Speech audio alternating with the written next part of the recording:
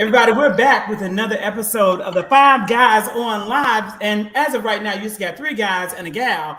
The one and only Dr. K. Barnes Easy. Dr. Easy, how are you, my friend? So great that you're with us tonight.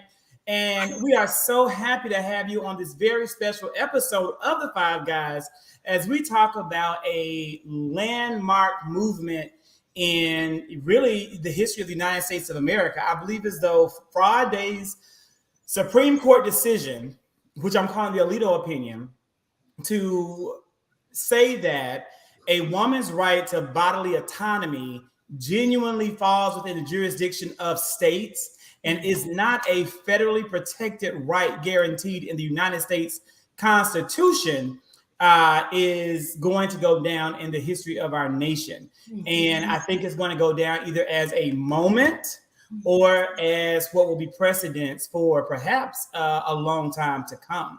So, that's really opening the door to our very first topic and to really talk about what this really means for our country and what it means for our individual lives. And so, Dr. Easy, do you have any thoughts that you want to share?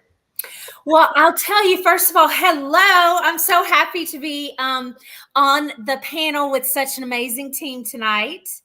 I am in complete shock.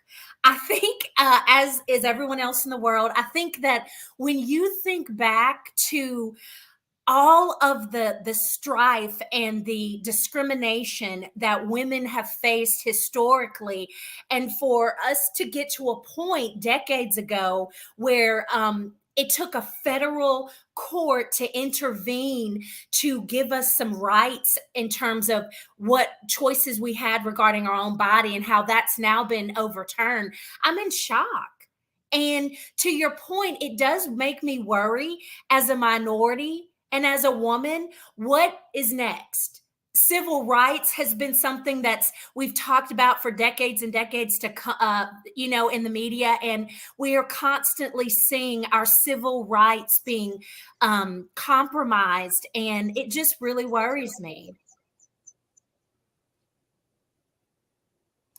I think it's beyond the slippery slope. The 14th Amendment of the United States of America does a whole lot more. I think that's you, Sir Kean, causing the echo. You got Sir Kean over there got, studio microphone. He got he came in with, he's the BBC show. So he has a real big mic. So go ahead and mute that mic. Thank you, Sir Kean. Yeah. It's that Christmas tree. And right, he's replaced the Christmas tree with the mannequin. He styles his mannequin. His mannequin's back there. He got a fresh haircut. The 14th Amendment of the United States Constitution, has been used in several laws or guarantees of rights that not only include the right to give every American citizen, regardless of sexual orientation, the ability to marry and have their legal rights protected through the bounds of marriage in the law, but it also forbids illegal search and seizures, and to saying that same-sex intimacy, it would be a crime. And that was literally a crime in 23, well, actually all 50 states, I want to say as late as 1962. And it's still illegal in several countries around the globe for two people of the same sex to even be accused of engaging in intimate acts. It is literally illegal in, I think, 48 countries. And so that the 14th Amendment says that is not legal to do. In addition to that, the 14th Amendment has also been used as a foundation for Brown versus Board of Education. And there are some people who say that is the ultimate goal, is that not only are they're overturning Roe v. Wade, but this will allow them to defund public education. So that way they can finally do away with federally funded public education for every single student in this country. So it is, to me, a much bigger plan at play. And now it's finally, in my opinion, time for drastic action to take place. And I believe that the majority of Americans are in favor of it. Guys, what do you think? Yeah, in complete agreement with what you just said, Zach. I think that we have to match this same energy. The GOP agenda is definitely at large right now. And I need the Democrats, the liberals, however you want to, justify yourself, whatever you identify yourself with politically, what have you, like we have to strategize and we have to meet and or exceed the energy that the GOP is just dishing out right now. Like you said, a lot of things are at stake. We saw what Justice Clarence came out with right after the Roe v. Wade decision came out, his opinion or what have you. But may I mind you, the interracial law wasn't, in that opinion or what have you. But we all know where that stood once upon a time. But it's going to be. It's going to be. Yeah.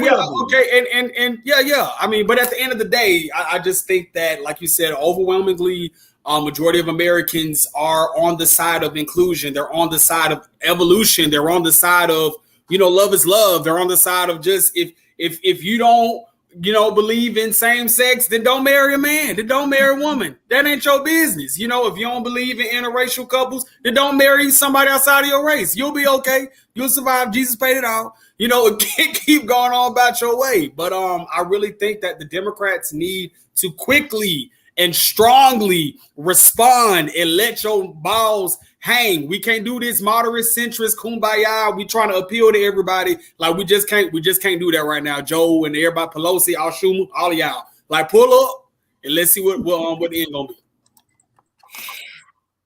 Yeah, I think it's really frustrating, especially when you look at the statistics. Like for instance, Black maternal mortality rates in the United States are at an all-time high. So if a woman decides that she doesn't want to, or decides that she does want to carry a baby, it's likely that, she might not even receive the medical treatment that she needs in order to have a healthy birth. So we need to think about things like that. When we think about adoptions in America, there are over 100,000 children waiting to be adopted today. So all this rhetoric about, don't get aborted, put your children up for adoption, go adopt the children that need to be adopted. Like, stop trying to spew all these ideas like, we just are we have such this moral high ground, but we have children starving in America. So if a woman chooses that she does not want to have, a baby, then that should be her choice. And also, making abortion illegal is not going to end abortions. People who are wealthy will still have access to abortions, and people who are not will have less safe abortions. So I can see people now in basements and in alleys and, practicing poor medical practices, trying to get an abortion. It's just ridiculous that they would set us back like this.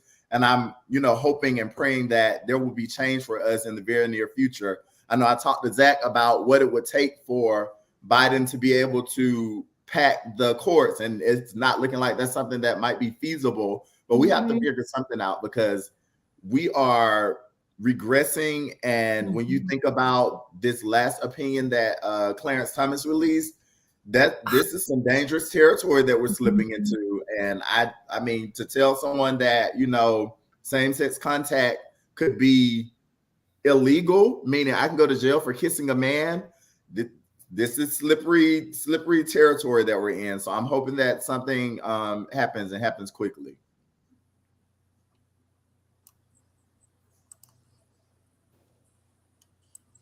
I would like to say something. First, am I still echoing? No? Okay, cool. Hey, I'm sorry I'm late to the party, but I wanted to say something that Zach posted earlier that made a lot of sense. And I was like, you know what? I never thought about that way, because when it comes to protesting, I've always been a person that's been active in the streets. I've always gotten active in the community, and I've gotten out in these streets. But I've always wondered, even in the midst of doing all of that, like, am I really, really making the impact that I want to make? Like, I know I'm being seen. I know that I'm being heard, but is the impact that I'm trying to make really beginning? And what Zach posted today was we need to learn to start hitting them in the pockets. Because at the end of the day, we make a little noise, we get a little attention, and then what happens? They sweep it on the rug. They distract us with so many other things. We have created this condition where we're addicted to social media, right? So it's like we're so more focused on doing things, asinine things to draw attention, to go viral. And we are unaware of what's going on in society until it affects us. But now we're at that point. Someone blew the whistle. They told us this was going to happen, right? And what did they say? well, this was just a draft. It's not something that's going to actually, they don't know if it's going to happen. It's just something they were talking about. And then it happened. Mhm. We should have taken that opportunity when we got that draft to start figuring out and conducting a way that we can prevent this from happening, even if it was going to happen, which it did. Now we have to worry about our rights as people of the LGBTQ plus community, Black people, brown people, people of color. They it's going to trickle down and it's going to continue. And they're going to continue to do this so rapidly until we take back the economy. We gotta hit them in the pockets. That's the only way. Like Zach said earlier, as soon as this happened, I got emails and text messages from Democrats saying donate, donate, donate. And I'm just like, donate, but what are we gonna do? When are y'all gonna put more people in the Supreme Justice leadership roles so that we can have more people that side with I would say our party? It's almost like I don't even feel like I want to be a Democrat right now because I feel like we're so soft. And for lack of better words, like we're being pussies. I'm thankful that Clarence Thomas came out with his additional opinion that came directly for LGBTQI plus rights in the United States, because there's way too many people running around in the month of June celebrating Pride, posting their rainbow outfits, spinning and twirling like Big Frida did at the BET Awards. It looked great doing it. And then what's that man I don't like, Billy Porter? There's too much of that going around, lumping with those big furry boots like Saucy. It's a big party. And that's what everybody's doing, celebrating and partying, when there are a number of us who've been saying, how can you party with over 300 anti-LGBTQIA plus laws on the books across the United States? This isn't the year for that. This isn't the Pride year. We can party later when we have rights. There's nothing to celebrate right now. So I'm thankful he put that in there, because there's way too much division among all minorities in the United States. They have found a way after the summer of 2020 to separate Black men from Black women, to separate gay Black men from from straight Black women and straight Black. It's division. They've taken the Asian and the AAIP community and turned them against Black people, and taken a number of Hispanic allies, and they just split all of the minorities apart so they can have complete power and a true majority. But they're not the majority. We are the majority. We are the majority of people in this country for over 20 years have voted solidly for the Democratic candidate, even when they didn't want to. President Barack Hussein Obama won the popular vote twice. Al Gore won the popular vote. Hillary Clinton won the popular vote. Joe Biden won the popular vote. We are the majority in this country. They're going to continuously find ways to stay in power, and that is what this is, another power grab. We must demand, and I got all those emails and all those texts, the Democratic Party is in shams. You're right, Sir Ken. The Democratic Party should have had a plan ready to go as soon as this was announced. It shouldn't have been singing on the freaking steps of the Supreme Court talking about my country, 'tis of thee. And it shouldn't have been the emails ready to deploy saying, give us some money. No one's giving any more money. I get like 100 emails a day and 200 text messages saying donate, donate, donate. I'm not giving any more dime to anybody I don't personally know as a candidate. I mean, I need to literally see your face and be in your presence to give you $1 of my money moving forward after all of this, because you're not doing anything with it. I'm afraid that the Democratic Party strategy was to fundraise. That was the Democratic Party's plan, was to get people to vote. They see this as a way of winning elections too, because that's how politics works. We have to demand better from our elected officials. President Biden came out through Carrie Ann and said, this man right here, see this man right here? President Biden came out and said he was not in favor as of right now of expanding the courts. This is the thing. The courts have been expanded previously for reasons like this. When the American people did not believe in the courts, they expanded the courts. President Lincoln expanded the courts because it was 7 Southern justices on that court who were leading up to the Civil War, and he expanded the court at that point. This is, to me, a time in American history that very well type of action may be necessary. We now have 13 circuits, only 9 justices. It is justified to have 13 justices to represent the 13 circuits of the United States of America based upon population growth. The fact that Joe Biden will come out and say he's not in favor of expanding the court indicates how out of touch he is with mainstream America. If you were a savvy politician, you would quickly say, I am going to use the momentum of America's anger and outrage, and I am going to do exactly what the people want to show them that I am on their side and I know how to win. But that's the problem. People like Joe Biden don't know how to win. People like Jamie Harrison don't know how to win. They're tone deaf, they're out of touch, and they're taking away the hope that we gave them to make our country viable. And remember during the debates, that was the main question Biden and Harris was swerving. Are you going to pack the courts? Are you going to pack the courts? Both of them. Nowhere to be found. Never had an answer. So maybe it's a part of a strategy that we haven't foreseen yet. But it sucks. They suck right now. Well, I think one of the things that's most disheartening for me today, as I was watching a couple of shows on MSNBC, is how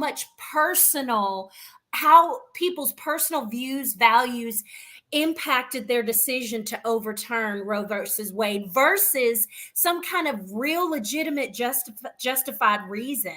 And it's an abuse of power. There's no legitimate reason for them to have done this other than whatever their personal agendas are. And I think that, to your point, going into midterm elections, it ultimately boils down to who's in control in your state. If you have a governor who isn't going to support this, that's where the autonomy comes in at the state level. Yes, the Supreme Court overturned it, but ultimately your state officials are the people who are going to make the determination as to whether or not they're on board or they're not. So we have to hold our state people, our local people accountable and responsible for the platforms through which they claim that they're running. You know, absolutely, and it isn't as difficult, I think, as people think. It's a process. Mm-hmm. If first off, the Democratic Party needs to come out with a plan that that includes, if we have control of the House and the Senate, that is a real definitive majority, we are going to expand the United States Supreme Court. Mm-hmm. That we don't need Kyrsten Sinema and Joe Manchin if we get real Democrats and not these plants that are in place there. They have to go.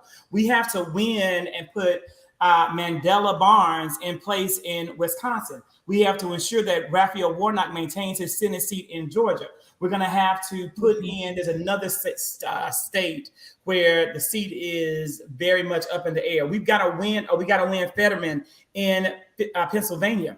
We get Barnes and we get Fetterman into place and keep Warnock. We're going to have 52 U.S. senators. We don't need Kyrsten Sinema and Joe Manchin anymore. They can vote however they want to. We're going to still be okay. And it'll be icing on the cake if we can pick up additional seats and then also maintain control of the House. Once we have a true Senate majority, step one is to abolish a filibuster. I don't care if Republicans will one day use a filibuster again. If Democrats are smart and they know how to be savvy with strategy, the Republican Party will no longer exist in 10 years. If I was over strategy for the Democratic Party, I would eliminate the viability of the Republican Party by consistently highlighting the fact that we are the majority and that you belong in this party, and create a message that is big tent, but that is crystal clear. This is the message.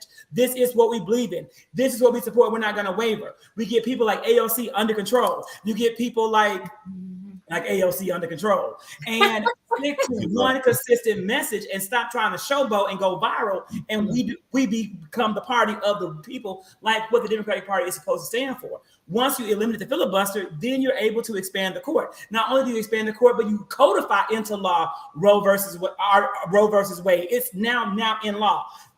Every single one of these possible rights that we could lose becomes solidified in the United States Congress as law. Then it's not going to be able to go to the Supreme Court to be challenged. That's the problem. And you have all of these people trying to rewrite history. That's also pissing me off. Mm-hmm. There was black girl on TikTok, like she might have been 12. I don't know. I mean, she was probably at least 21. I don't know. Anyway, she was talking about Joe Biden is the reason Clarence Thomas is on the Supreme Court. I literally watched Clarence Thomas get confirmed back in the freaking 90s under George H.W. Bush, because that was a big deal in American history, that this was a black man replacing the first black man, and it was a slap in the face to all black people to have Thurgood Marshall in his illness be replaced by someone like Clarence Thomas of all people. We hated Clarence Thomas. Every Democrat who was on the Senate voted against that man, and Joe Biden was vicious and brutal to him. Joe Biden made Clarence Thomas break down in tears. His wife was red as a coal of fire, as the old people say, and he was eviscerated. People actually said and brought back the Joe Biden racism claims because of how hard Joe Biden ripped this man to shreds. And to now hear people come back and say things like, Joe Biden is the reason he's on the Supreme Court, this is ridiculous. We have to get these people our way out of their own way and move forward so our country can be viable in the 21st century. Or if not, like, we got to go. Time to hit the counter. We have a rodent in the chat, a raccoon. There's a raccoon in the chat.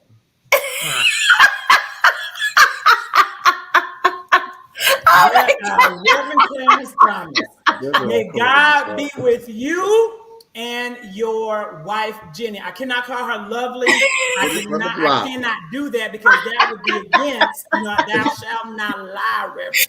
Thou shalt not lie, and I won't be able to do it. So Jenny hopefully, genuinely, that we're going to have some real change happening.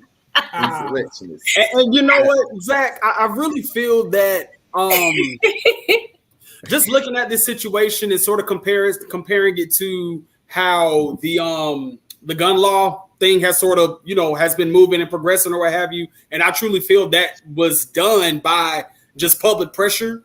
I really feel like a lot of just people, citizens, Americans, we just really red, blue, however you identify, just bossed up and like, let these senators have it, let these Congress people have it, so on and so forth. I think they really had no choice but to move the needle that way. So hopefully, if we sort of, as the people, copy and paste that same energy as it relates to this, or just even as the country moves forward, I think that we could hopefully, like you say, and in terms of people, take back our government, take back the people that we voted for, because we just saw it happen. I really think that public pressure assisted us in making this gun laws change coming to fruition. So hopefully we can, as the people, keep that same energy, and we make these politicians do what they said they was going to do. And then another thing, because I know the three Kavanaugh, what's her name? Coney, and who the other one that Trump put in?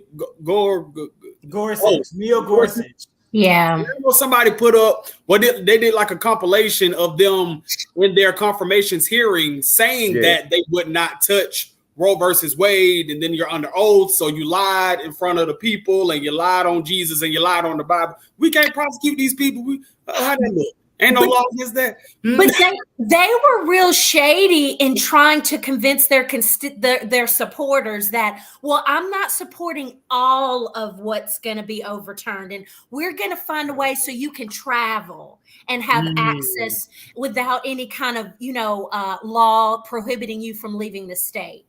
So they tried to cushion what it was that they were approving. Yeah, and that's the other thing. All these major companies are, saying that they'll support having their employees be able to go to other states to get abortions.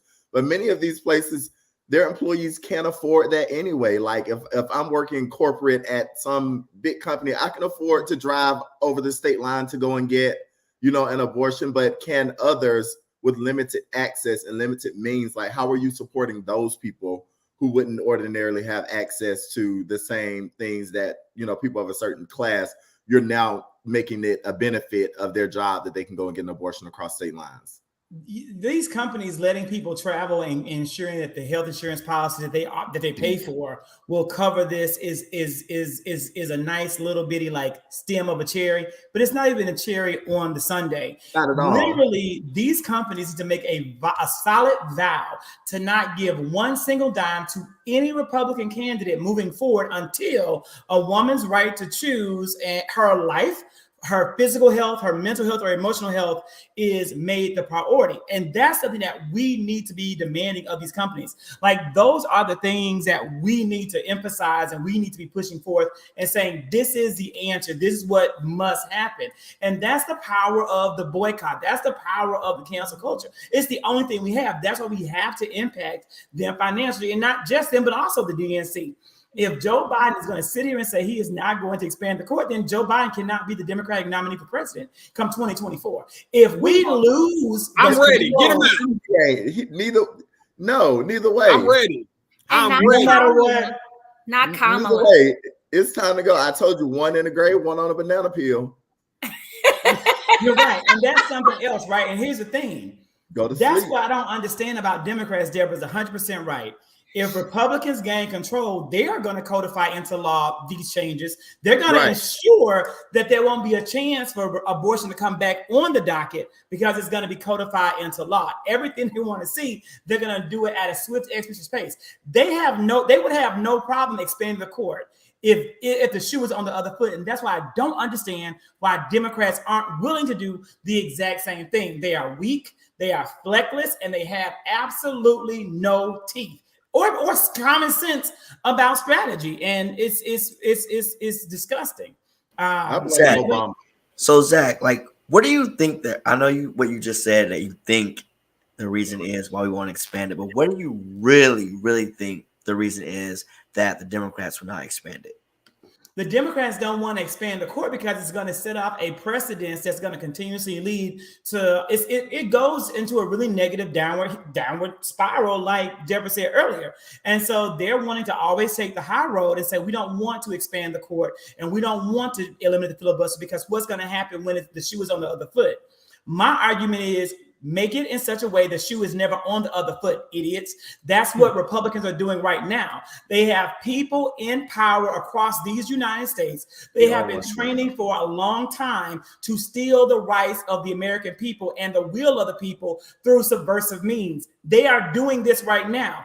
Democrats don't have to cheat. They don't have to steal and do things illegally. They can do things the right way, but they need to put their morals behind them when those morals are not in line with the will or the needs of the people. We're not sitting here asking for Democrats to go above and beyond and do something truly revolutionary, like eliminate student loans, or truly revolutionary, like, actually trying to reset the actual way America does law enforcement. We're simply asking them to protect the God-given rights of every American citizen as granted to us by the freaking United States Constitution, and not let this country be the absolute embarrassment of the modern world. That's all we're asking. I can see it now. Aisha's abortions on Instagram. I can see it. You can how the girls are doing braces now in their bathrooms, and they're doing veneers in their kitchens. I can see it now. I mean, you would. I don't help me understand how. I guess I don't remember this from U.S. government. Help me understand how, when Kamala Harris was interviewed today, she made the point to say that they were surprised that the decision came out on Friday. They weren't anticipating such a quick decision or turnaround. Like, how does the president and the vice president not know and have people strategizing behind the scenes before it comes out? How does that happen? I don't know what she was thinking. Like, I heard that. I mean, it's just lip service. Sure, she did not really think that. Again, I think that they're sticking to a strategy of trying to fundraise and win these midterms. And I mean, to be fair, it's definitely improved polls, but you're not going to maintain that if you don't have a plan. You're not going to maintain the polls, because Democratic voters and people who are now mobilized to vote Democrat are just simply not going to vote. They're going to simply give up, because everyone isn't, who is actually at this point truly beholden to the Democratic Party. I don't think that any of us are truly beholden to the Democratic Party. I think, and people don't want to admit this, people don't want to say it, but the truth of the matter is, no one loves Joe Biden. Nobody loved Joe Biden ever in his freaking life. We didn't love Joe Biden in the freaking 90s. We didn't love Joe Biden when he was vice president, and we surely didn't love him when he was a freaking candidate. We accept Joe Biden. He's good enough when he was vice president, but he was nobody's "we want this man." We went behind Joe Biden because he was electable and he was the perfect opponent at the moment. In these 2 years, a lot has changed in America, and not for the better. And it's not because of Joe Biden. His administration has done an excellent job. What we're dealing with is 2 years of residual Donald Trump. And we're going to deal with 2 more years of residual Donald Trump. I knew that was going to happen. You probably knew it was going to happen, but the Democratic Party isn't doing enough to talk about this is the Trump effect. And it takes 4 to 8 years to clean this up. And that's what we're doing to move forward. But what always angers me is why in the world am I able to say these things and see these things, and people who are paid a nice hefty salary to do this don't? So is what we're hearing that your name will be on a ballot coming to us soon? Is that My name will not be on the ballot. Since you can see every damn thing and you can fix it, why don't you go on over there and fix it, Zach? Because I am not independently wealthy. Once I am at a point of being independently wealthy, I will then run for office. But what I don't want to be is a Christian cinema, someone who is beholden to outside money and lobbyist money to buy me. So that way the gun lobbies can give me extra money or incentivize my family, give somebody a job, funnel money to me in other means that's legal but unethical, and I sell out the people that I'm elected to serve. That is my fear, and I think that is all too easy to do that, especially as someone who loves money. But you know what, Zach? I truly feel I understand. Let me see. I understand where you're coming from. I understand where you're coming from. Oh, you fine. I understand where you're coming from, but I feel that we need somebody like you in this type of position. Because for me, I was talking to I forgot who I was talking to, but I was just saying, like, you know how we're saying in the country that politicians are being held hostage by the NRA.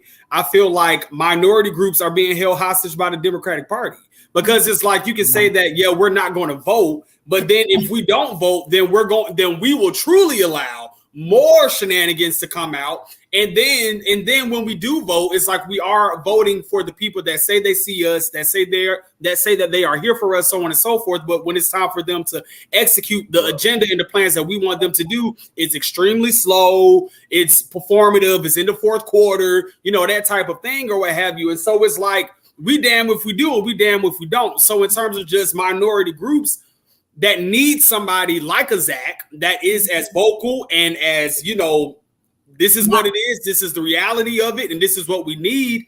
Those people, that's why I said when the week that I wasn't able to make the show, we need like an AOC to be like a presidential candidate, because she don't give a.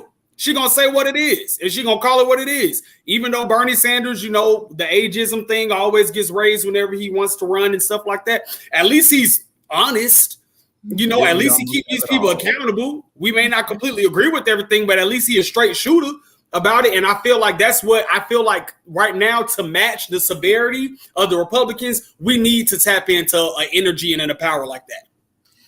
But is he honest, right? Like, here's the thing. Well, you get where I'm going. Something in that. To me, Bernie Sanders is a prime example because Bernie Sanders literally said when he was running against Hillary Clinton that you can't allow the threat of Roe v. Wade sway you. This is never going to happen. They're never going to overturn Roe v. Wade. Like, he literally said that in debates when Hillary was laying out what would happen, as she was saying that Bernie wasn't electable. Bernie Sanders has not, and this, but the same thing goes to Joe Biden, both of them, because they don't have their own money and they don't, you know, and they do aspire for greater wealth. They are easily bought off and they serve those who pay them and buy them on the side. Bernie Sanders has, I think, never passed he's passed 3 pieces of legislation in a full career in the United States Senate, or he's passed 0, one or the other. AOC, however, has most certainly passed 0. She has passed 0. She does a great job of being a mouthpiece.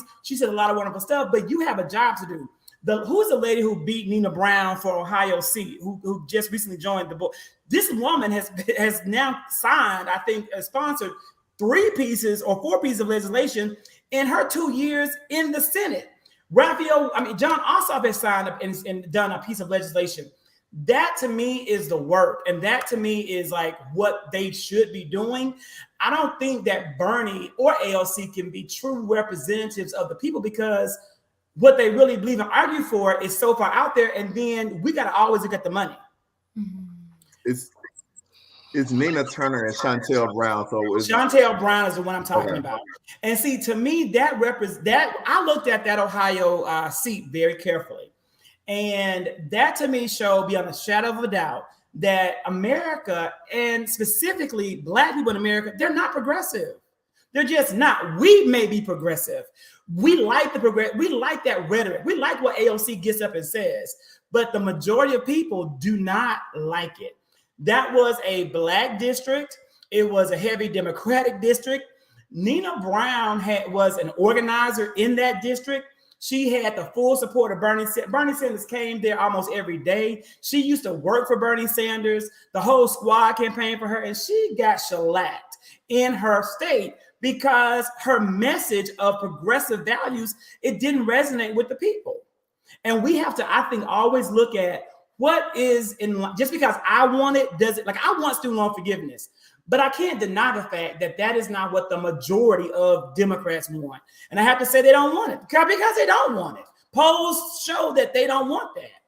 And so all I can do is try to change their mind by making content or just let it go.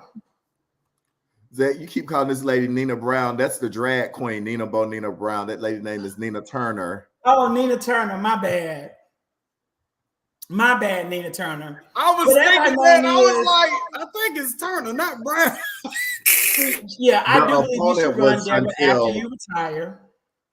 The opponent was Crazy Boy, this show is not going to be named The Liberal Agenda. This is you are welcome to join us at any given time. If you would like to come and do the bootlicking that you do, we welcome you to have an audience and stage to do it. Now, it won't be popular with anybody but the people that you currently serve, and you know who you serve, but we will give you a platform on any episode you like to join. They really liked it when the guy what was the Wash Boy's name? Rodney's brother, Rodney's cousin. I don't remember his name. They like it when he came I on. always have a concern with that. Like, people, what do you expect on your platform? Like, you're not discriminating against someone that stands or feels differently than you, but it's like, what other show, any other platform where they have their co-host to like be completely against everything that they says? That's just asinine. Go to Joe Rogan. He out there. They can look. Exactly. You go watch Joe Rogan, okay? You watch Joe Rogan. You watch some of that. Go watch Tucker Carlson. He's on, like, literally, that man, I think is on right now, probably giving you a whole slew of lies and saying how great Tucker Carlson probably said Jesus Christ came back on earth the moment that Roe v. Wade was overturned, and he brought Mary and Mary Magdalene right on with him. So, watch that and get your blessing. Who did not get a blessing, it seems, is poor Omarion. You guys literally sat here on this live and said that Omarion was going to win the versus battle with Mario, and it looks as though from the social media outcry, he lost. He definitely lost. Did anybody watch it? I did a recap. I started to watch the beginning of it, but it became so long and drawn out. It was a 2-hour wait, right? Yeah, it was very long. So I said, I'll just watch the recap, and I'm glad I did. No, I was in the house counting the number of wood panels on my floor. I was too busy to catch that versus battle.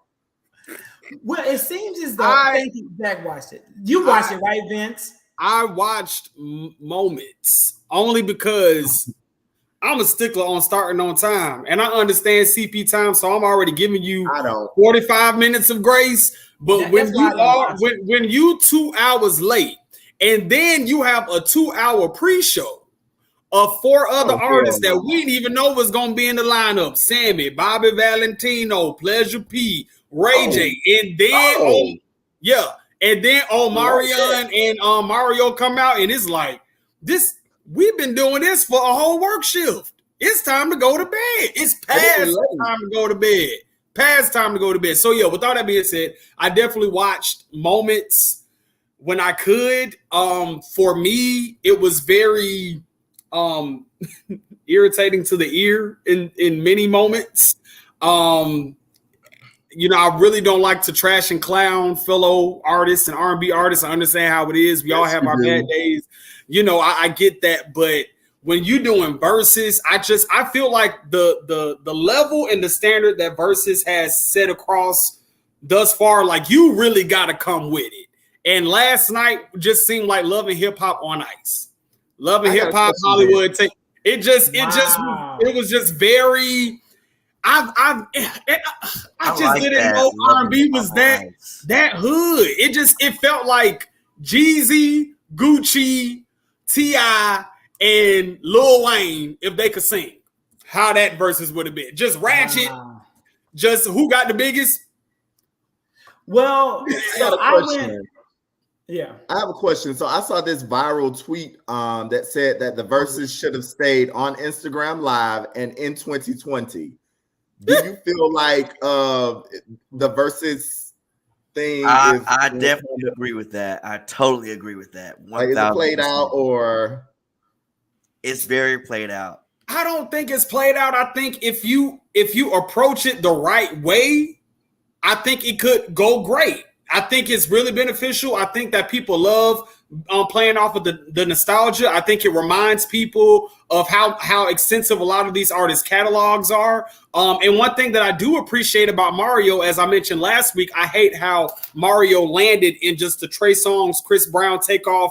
Which R&B guy are we really going to, make mainstream? I thought Mario was extremely talented or what have you. So I feel like this moment could sort of, put him in a stronger position in his career as he should have been, or what have you. And I think versus battles, artists need these moments or what have you. But if it's sort of approached, then we just going to let Ray and Bonquisha and Shiki and Mookie come up here and do whatever we got to do. And the sound going to be bad and I'm going to be flat and I'm high and all this stuff. And if you present it that way, then yeah, it should have been left in 2020. Yeah, it's going to be played out, I'm glad that you said that about the sound, because that's the only way I would retract my opinion about is the production, the sound. I feel like if you're going to have it, it needs to be like a concert. It needs to be like a versus, and then it needs to be about the artists, real, true artists that have talent. That's why when we watched this one, I was like, is my hearing going out? Like, what's going on? Like, I mean, okay, it was one after the other. Like, what in the world? Like, it was a shit show. Well, this tweet says Mario went in to the versus humble AF.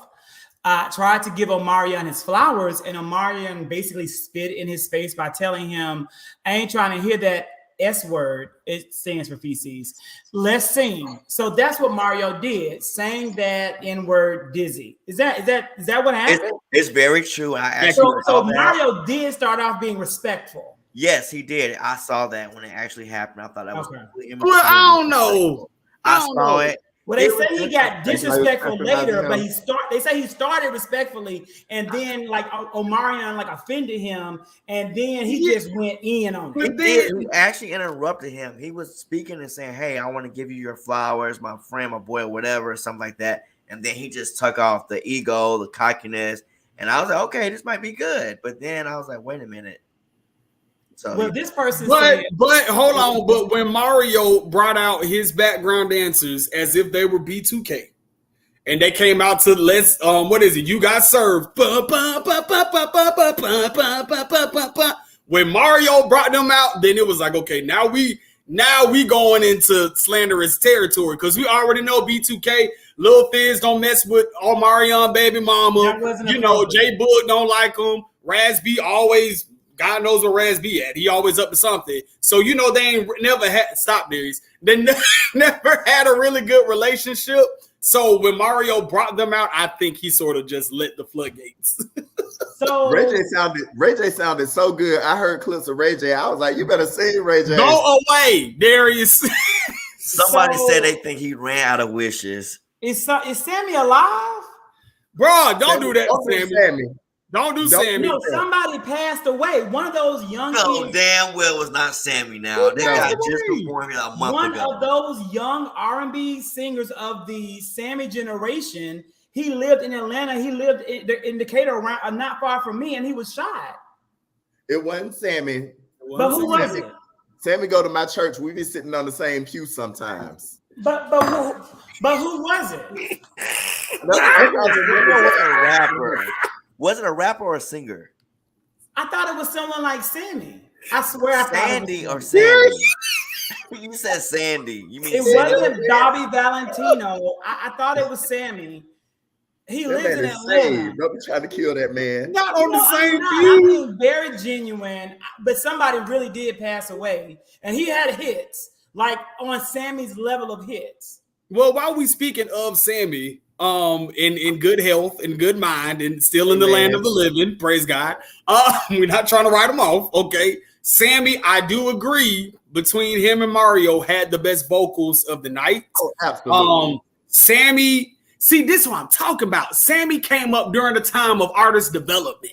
Sammy came up during the time of media training. Sammy came up during the time where choreography mattered and learning how to work a stage, showmanship, musicianship. Like, he came up during that time, and it really showed in his delivery last night. He looked like a seasoned. I mean, he is, because he's been doing this.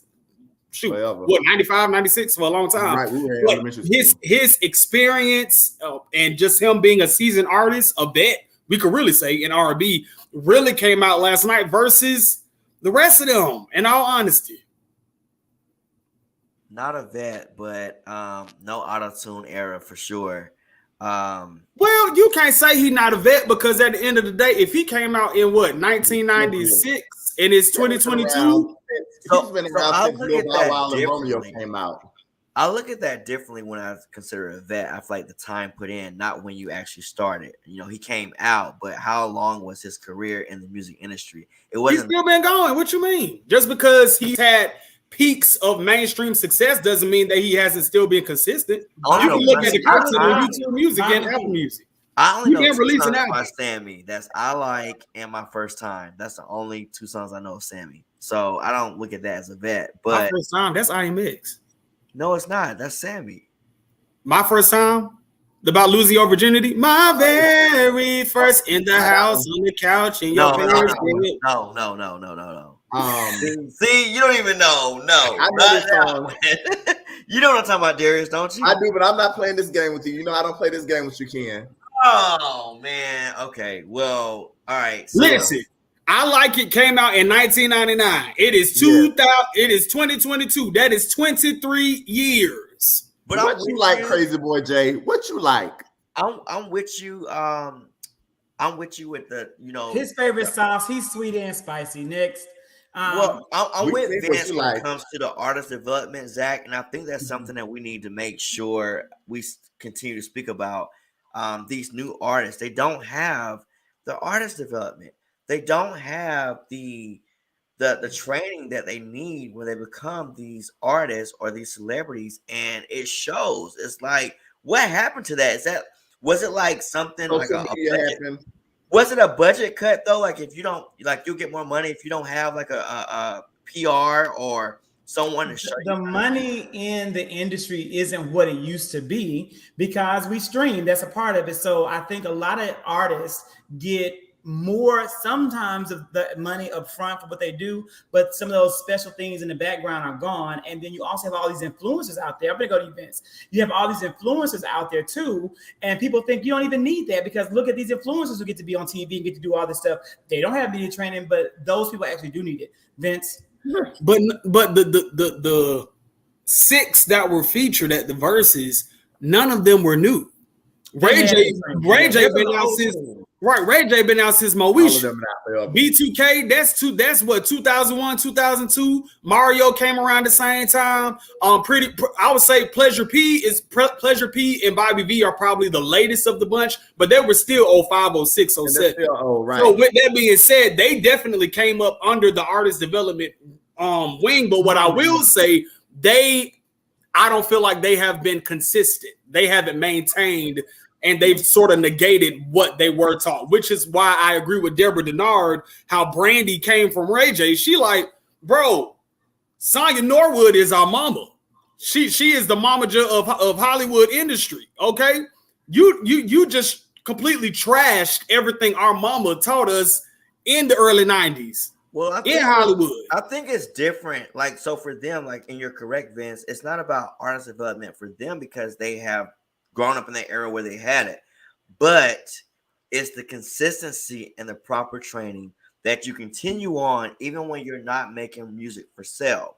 Like, for instance, you know, if you're not making an album for the next 2 or 3 years, like Beyonce, well, I shouldn't say that. I take that back.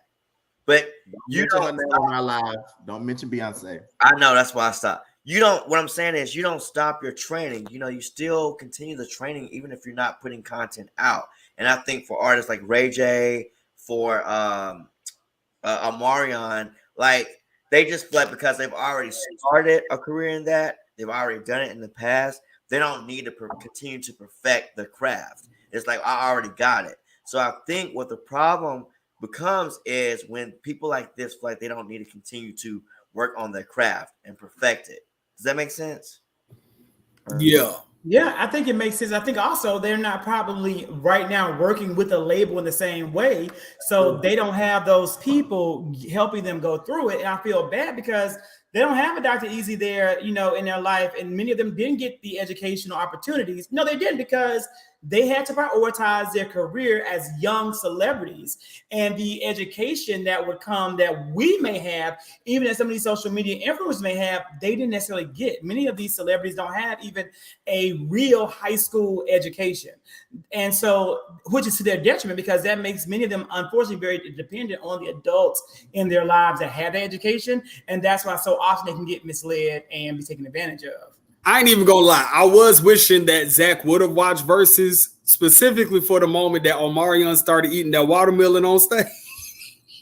Did he really eat watermelon on stage? He did. And it was like the whole watermelon. Like, you know, 4th of July, you got the butcher knife, like that, the big watermelon, not no public slices, you know, packaged in a nice bowl. It was like, he was.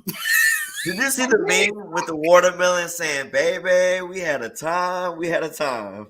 Why did he do that?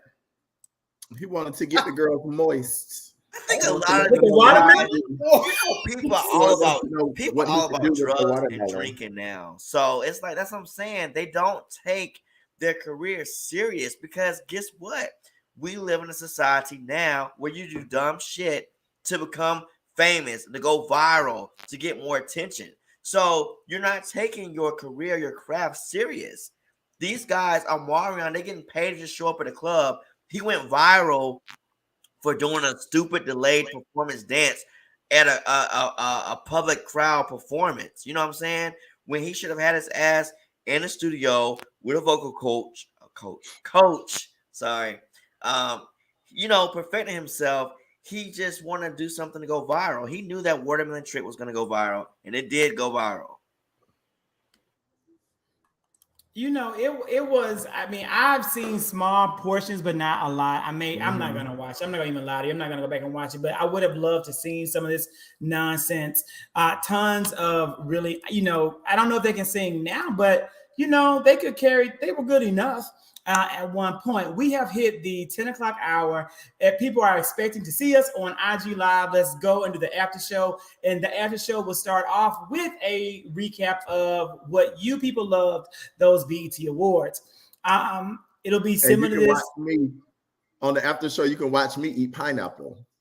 Well, I'm glad that you will be eating your pineapple. You know what I did not watch all of the BET Awards. I didn't even know the BET Awards were on. I was so focused on creating content around the Roe v. Wade, doing all this research. I fell down a rabbit hole, and that's what led me to the Brown versus Board of Education realization.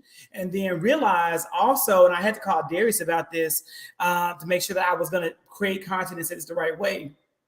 Don't do that now, Zach. Don't be telling people that. Because if this shit go up in flames, I'll need you saying, well, Darius said that I could. did I not get advice from an HBCU grad as someone A who Morehouse man, to be exact. So it will never steer correct? you And so wrong. this was what I realized when I read through where they wanted to eventually take this because of some things that have been taught at Liberty University. Like Liberty University by Jerry Falwell was literally created because of segregation. Literally created because I didn't know that, but that's why Liberty University exists. And what they teach at Liberty University is that Brown versus Board of Education is the worst legal precedent ever set in American history. They constantly talk about it in their courses. It's like constantly talked about. It's considered to be bad jurisprudence, bad law. Ultimately, if the hope is that they can then use HBCUs as a proof of concept, that separate of equal is excellent because HBCUs are excellent.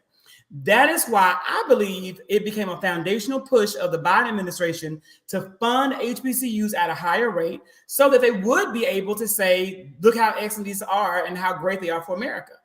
That is my belief. And I really believe that's going to be what they will roll out one day if we don't stop them from going down that road. But we'll talk more about it on the after show. So see you guys soon.